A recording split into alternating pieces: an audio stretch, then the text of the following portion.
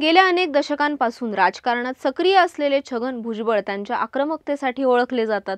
पण गेल्या काही काळापासून छगन भुजबळांवर घोटाळ्याचे आरोप झाले. त्यानंतर त्यांना अटकही झाली. अशा अनेक घडामोडींमुळे आक्रमक छगन भुजबळ सावध भूमिका घेत होते. पण मराठा आरक्षणाचा पेटलेला वाद यात कुठेतरी भुजबळांचा आक्रमक बाणाही परत आला.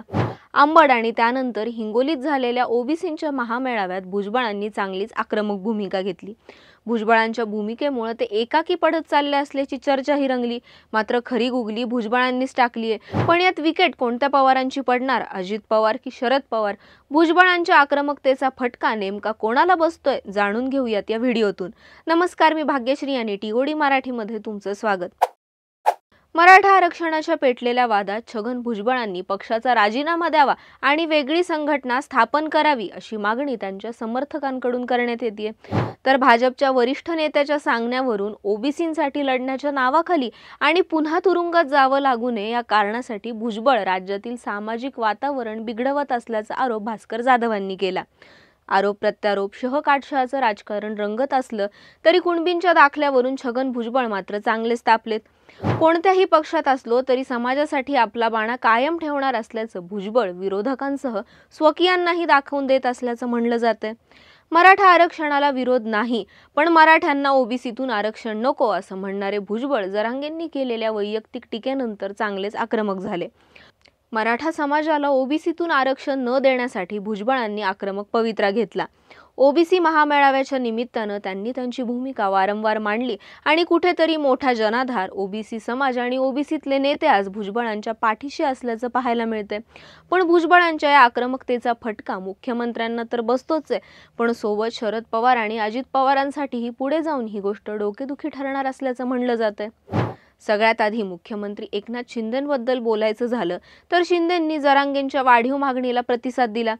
जरांगेंचं पहिलं उपोषण मागे घेण्यासाठी मुख्यमंत्री स्वतः अंतरवाली सराटीत गेले. जरांगेंच्या उपोषणादरम्यान मराठा आरक्षणासाठी निवृत्त न्यायमूर्तींची शिंदे समिती स्थापन करण्यात आली. जरांगेंनी दुसऱ्या टप्प्यातलं उपोषण मागे घेतल्यानंतर हजारोंच्या संख्येत कुणबी नोंदी सापडल्या, त्या जाहीरही झाल्या. पण या दरम्यान एकनाथ शिंदेंनी पुढाकार घेत मराठा आरक्षणाच्या पक्षात अनेक ठोस पावलं उचलली. त्यामुळे शिंदेंची मराठा वोट बँक स्ट्रॉंग होत असल्याची चर्चा तर रंगलीच, पण मराठा नेता म्हणून शिंदे एकाएकी पुढे आले. मात्र शिंदेंच्या मराठा नेता या प्रतिमेला छेद देण्याचं काम कुठेतरी भुजबळांच्या भूमिकेनं केलंय.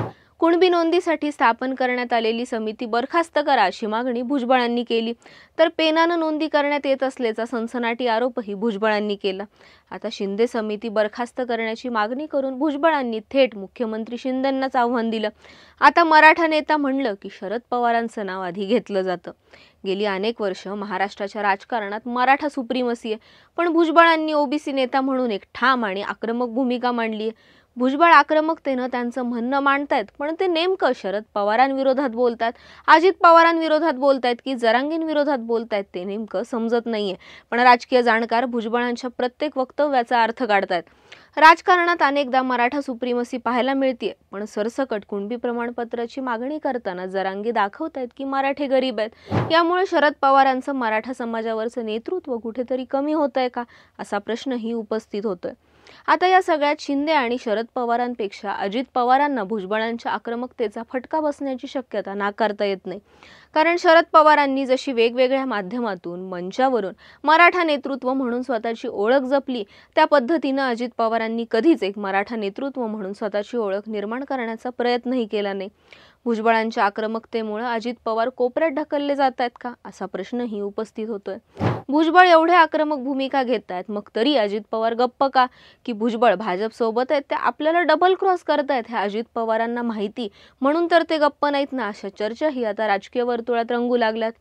भाजप प्रणित सरकारचा मुख्यमंत्री असलो तरी मराठा आरक्षणासाठी कोणी प्रयत्न केले तर मी केले असं दाखवण्यात शिंदेंना यश येत होतं. शिवाजी महाराजांची शपथ घेऊन शिंदेंनी मराठा आरक्षणाचं आश्वासनही दिलं, पण भुजबळांच्या रूपानं त्यांच्याच मंत्रिमंडळातल्या एका नेत्यानं विरोधी भूमिका घेतली आणि शिंदेंचीच कोंडी झाली. सत्ताधारी असतील किंवा विरोधक असतील किंवा राजकारणाशी संबंध नसणारे असतील, प्रत्येकानं थोडी सावध भूमिका घेतली पाहिजे. कोणत्याही समाजात तेढ निर्माण होणार नाही किंवा अंतर निर्माण होणार नाही याबाबतची खबरदारी घेणं ही काळाची गरज असल्याचं अजित पवार म्हणतात. पण कायम रोखठोक प्रतिक्रिया देणारे अजित पवार भुजबळांच्या आक्रमक भूमिकेनंतरही इतकी थंड प्रतिक्रिया का देत आहेत असा प्रश्न वारंवार उपस्थित होतोय. ओबीसी ही भाजपची सगळ्यात मोठी वोट बँक आहे. त्यामुळे कोणत्याही परिस्थितीत ओबीसींना नाराज करणं हे भाजपला परवडणारं नाहीये. त्यात भुजबळांच्या आक्रमक भूमिकेला भाजपचा पडद्यामागून पाठिंबा असल्याचा आरोप होतोय. जर खरंच असं असेल तर भुजबळांच्या निमित्तानं शिंदेंची तर कोंडी झालीच, पण कुठेतरी अजित पवारही साईडलाईन होत असल्याचं म्हणलं जातंय. परिणामी भाजपची बाजू बळकट होत चालली आहे. पण भुजबळांच्या आक्रमकतेमागं नेमकं कोण?